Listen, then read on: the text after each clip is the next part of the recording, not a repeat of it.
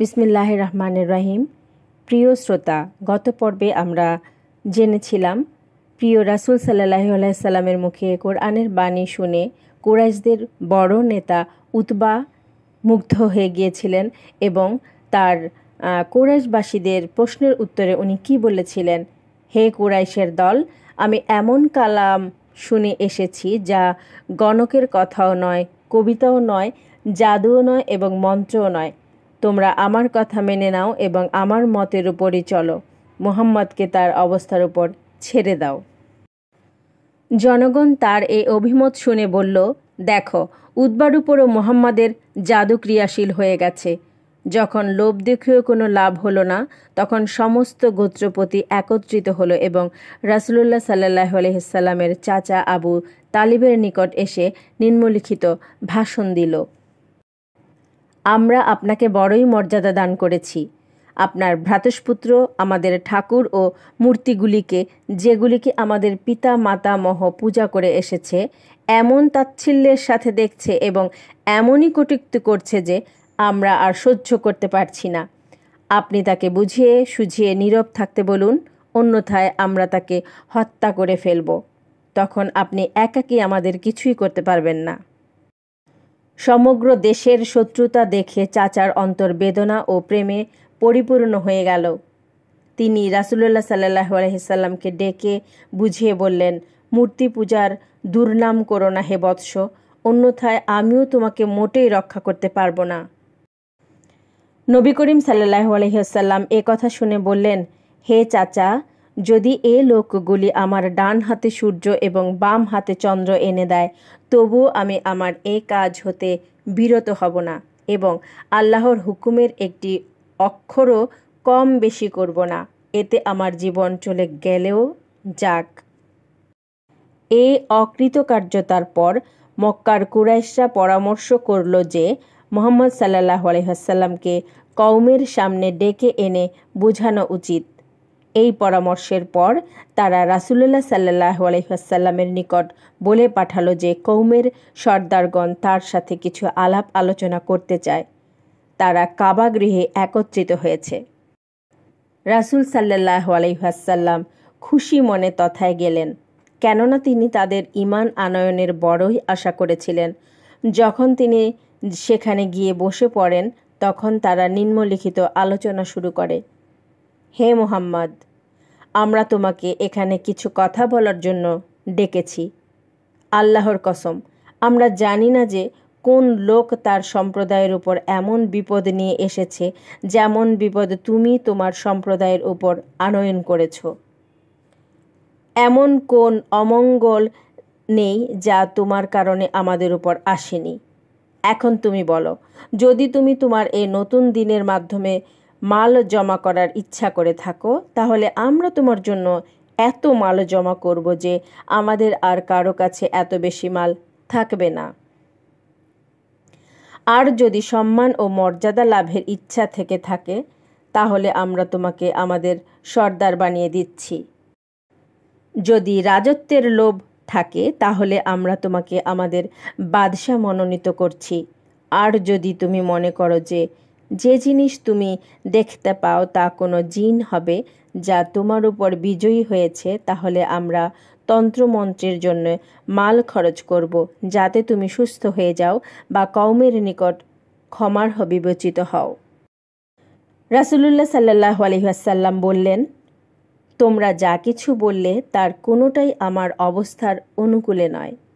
আমি যে শিক্ষা নিয়ে এসেছি তা মাল চাওয়ার জন্যও নয় কিংবা মর্যাদা এবং রাজত্ব লাভের জন্যও নয়। কথা এই যে আল্লাহ রাব্বুল আলামিন আমাকে তোমাদের নিকট রাসূল করে পাঠিয়েছেন, আমার উপর কিতাব অবতীর্ণ করেছেন, আমাকে তার সুসংবাদদাতা ও সতর্ককারী বানিয়েছেন। আমি আমার রবের বাণী তোমাদের নিকট পৌঁছিয়ে এবং তোমাদেরকে ভালোভাবে বুঝিয়ে দিয়েছি। যদি তোমরা আমার শিক্ষা গ্রহণ করে নাও, তাহলে এটা হবে তোমাদের জন্য ইহকাল ও পরকালের পুঁজি।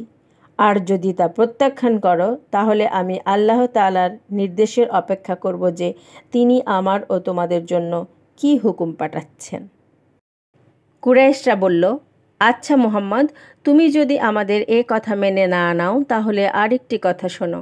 তুমি তো জানো যে আমরা কত কঠিন অবস্থায় দিন কাটাচ্ছি। আমাদের এখানে পানি খুব কম আছে এবং আমাদেরকে অত্যন্ত সংকীর্ণতার সাথে জীবনযাপন করতে হয়।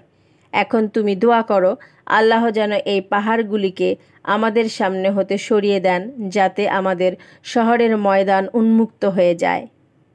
এছাড়াও তিনি যেন আমাদের জন্য এমন নহর প্রবাহিত করে দেন যেমন সিরিয়া ও ইরাকে প্রবাহিত আছে। অধিকন্তু তিনি আমাদের বাপদাদাদেরকে জীবিত করে দেন। ওই জীবিতদের মধ্যে কুসাই ইবনু কিলাব যেন অবশ্যই থাকেন, কেননা তিনি আমাদের সর্দার ছিলেন এবং সত্য কথা বলতেন। তার কাছে আমরা তোমার সম্পর্কেও জিজ্ঞেস করে নিব। যদি তিনি তোমার কথা সত্য বলে মেনে নেন এবং তুমি আমাদের অন্যান্য চাহিদাগুলি পূরণ করে দাও, তাহলে আমরাও তোমার কথা সত্য বলে জানব এবং মেনে নেব। হ্যাঁ, আল্লাহর নিকট তোমারও কিছু মর্যাদা রয়েছে এবং সত্যিই তিনি তোমাকে রাসূল করে পাঠিয়েছেন, যেমন তুমি বলছো সেটাই আমরা ভাবব। রাসূলুল্লাহ সাল্লাল্লাহু আলাইহি ওয়াসাল্লাম বললেন, আমি এসব কাজের জন্য রাসূল রূপে প্রেরিত হইনি। আমি তো তালিমের জন্য রাসূল রূপে প্রেরিত হয়েছি এবং আমি আল্লাহর পয়গাম তোমাদের নিকট পৌঁছে দিয়েছি। যদি তোমরা এই তালিম গ্রহণ করে নাও তাহলে এটা হবে তোমাদের জন্য দুনিয়া ও আখিরাতের পুঁজি। আর যদি তোমরা এটা প্রত্যাখ্যান করো তাহলে আমি আল্লাহর হুকুমের অপেক্ষা করব। আমার ও তোমাদের মধ্যে যা কিছু ফয়সালা করার তা তিনি করবেন। কুরাইশরা বলল, আচ্ছা, যদি তুমি আমাদের জন্য কিছুই না করো তাহলে স্বয়ং তোমার জন্যই আল্লাহর নিকট প্রার্থনা করো যে তিনি যেন একজন মালাইকাকে তোমার সাথে নিযুক্ত করে দেন, যে এটা বলতে থাকবে যে এ ব্যক্তি সত্যবাদী এবং আমাদেরকে তোমার বিরুদ্ধাচরণ হতে নিষেধ করবে।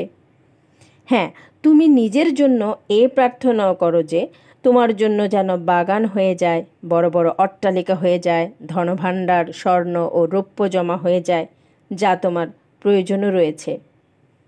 এখন পর্যন্ত তুমি নিজেই বাজারেও গমন করে থাকো এবং নিজে জীবিকা অন্বেষণও করে থাকো। এইরূপ হয়ে যাওয়ার পরেই আমরা তোমার ফজিলত ও মর্যাদা উপলব্ধি করতে পারবো এবং তোমাকে রাসূল সাল্লাল্লাহু আলাইহি ওয়াসাল্লাম মনে করতে পারবো। রাসূলুল্লাহ সাল্লাল্লাহু আলাইহি ওয়াসাল্লাম বললেন, আমি এরূপ করব না এবং আল্লাহ তাআলার নিকট এরূপ প্রার্থনাও করব না।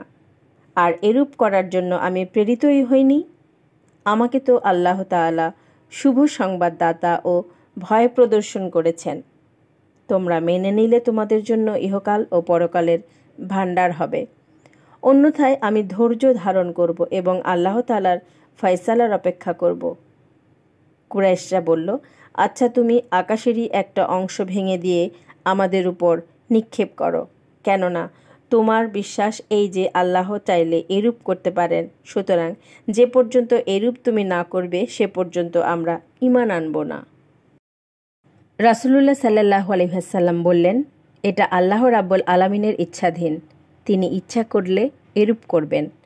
কুরাইশরা বলল, হে মুহাম্মদ, আচ্ছা বলো তো, তোমার আল্লাহ প্রথম থেকে তোমাকে এ বলেনি যে আমরা তোমাকে ডাকব, এরূপ এরূপ প্রশ্ন করব, এই জিনিস তলব করব, আমাদের কথার জবাব এই হবে এবং আল্লাহর ইচ্ছা এইরূপ হবে? তোমার আল্লাহ যখন এরূপ করেনি তখন আমরা বুঝেছি যে যা কিছু আমরা শুনেছি তা সঠিক, যে ইয়ামামায় একটি লোক থাকে যার নাম রাহমান, সেই তোমাকে এরূপ কথা শিখিয়ে থাকে। আমরা তো রহমানের উপর কখনো ঈমান আনব না। হে মুহাম্মদ, দেখো, আজ আমরা তোমাকে আমাদের সমস্ত ওজর আপত্তি শুনিয়ে দিলাম। এখন আমরা কসম করে তোমাকে এও বলে দিচ্ছি যে আমরা তোমার এ তালিম কখনো প্রচার করতে দিব না। এতে হয় আমরা মরে যাব, না হয় তুমি মরে যাবে। এ পর্যন্ত কথাবার্তা হয়েছিল। ইতিমধ্যে তাদের মধ্যে হতে একজন বলল, আমরা মালাইকাদের ইবাদত করি যারা আল্লাহর কন্যা। অপর একজন বলল, হে মুহাম্মদ, আমরা তোমার কথা কখনো বিশ্বাস করব না যে পর্যন্ত না আল্লাহ এবং মালাইকা আমাদের সামনে আসেন। রাসূল সাল্লাল্লাহু আলাইহি ওয়াসাল্লাম তাদের শেষ কথাটি শুনে উঠে দাঁড়িয়ে যান। নবী করিম সাল্লাল্লাহু আলাইহি ওয়াসাল্লামের সাথে আবদুল্লাহ ইবনু আবি উমাইয়া ইবনু মুগিরাও উঠে দাঁড়িয়ে গেল, যে তার ফুফাতো ভাই আতেকাহ বিনতু আবদিল মুত্তালিবের পুত্র ছিল। সে বলল, হে মুহাম্মদ, তোমার কওম তাদের জন্য তোমার কাছে কিছু কিছু জিনিসের আবেদন রাখল, যা তুমি কবুল করলে না। তারপর তারা চাইল যে তুমি স্বয়ং নিজের জন্যই এমন নিদর্শন প্রকাশ করো যার দ্বারা তোমার মানমর্যাদা প্রমাণিত হতে পারে, ওটাও তুমি গ্রহণ করলে না। অতপর তারা নিজেদের জন্য অল্প স্বল্প ওই আযাবও চাইল, তুমি যার ভয় তাদেরকে প্রদর্শন করতে, তুমি এটাও স্বীকার করলে না। সুতরাং এখন আমিও ঈমান আনয়ন করব না, যদিও তুমি আমার সামনে সিঁড়ি লাগিয়ে আকাশে উঠে যাও। অতপর আমার সামনে ওই সিঁড়ি দ্বারা নিচে নেমে আসো এবং তোমার সাথে 4 জন মালাইকাও আসে এবং তারাও তোমার নবুয়তের সাক্ষ্য দেয়, তথাপিও আমি ঈমান আনব না। নবী করিম সাল্লাল্লাহু আলাইহি ওয়াসাল্লাম এই প্রত্যাখ্যান ও অস্বীকারের পরেও বরাবরই কুরাইশদেরকে ইসলামের পথে আহ্বান করতে থাকতেন এবং বলতেন, আমার শিক্ষার মধ্যেই তোমাদের জন্য সব কিছুই বিদ্যমান রয়েছে। যেসব জ্ঞানী ব্যক্তি ইসলাম কবুল করেছেন এবং রাসূলুল্লাহ সাল্লাল্লাহু আলাইহি ওয়াসাল্লামের তালিম অনুযায়ী কাজ করেছেন, কাফিরদের যাঞ্জাকৃত জিনিস অপেক্ষাও বেশি তারা লাভবান হয়েছেন। আমাদের এই স্থলে ইনজিলের ওই জায়গাটি স্মরণ হচ্ছে, যেখানে মাসীহ আলাইহিসসালামের পরীক্ষার জন্য শয়তান তাকে কয়েকটি প্রশ্ন করেছিল এবং মাসীহ আলাইহিসসালাম ওগুলির অস্বীকৃতির মাধ্যমে জবাব দিয়েছিলেন। প্রকৃত কথা এই যে, আল্লাহ তাআলার মনোনীত রাসূল সাল্লাল্লাহু আলাইহি ওয়াসাল্লাম নিজের সত্যতা প্রমাণের স্বীয় তালিম পেশ করে থাকেন, মুজিজা বা অলৌকিকতা পেশ করেন না। কেননা এতে অদৃশ্যের প্রতি ঈমানের বিশেষণ অবশিষ্ট থাকে না, যদিও কখনো অন্য সময়ে প্রয়োজন বোধে তাদের দ্বারা বহু মুজিজাও প্রকাশিত হয়ে থাকে। সবাইকে অসংখ্য ধন্যবাদ। জাযাকাল্লাহু খায়রান। আপনাদের যদি আমার পাঠদান ভালো লাগে, পরবর্তী ঘটনাবলী জানতে চাইলে অবশ্যই আমার চ্যানেলটিকে সাবস্ক্রাইব করবেন এবং আমার পেজ সঞ্জিদা শাম্পাস ওয়ার্ল্ডের লাইক এবং ফলো দিয়ে পাশে থাকবেন।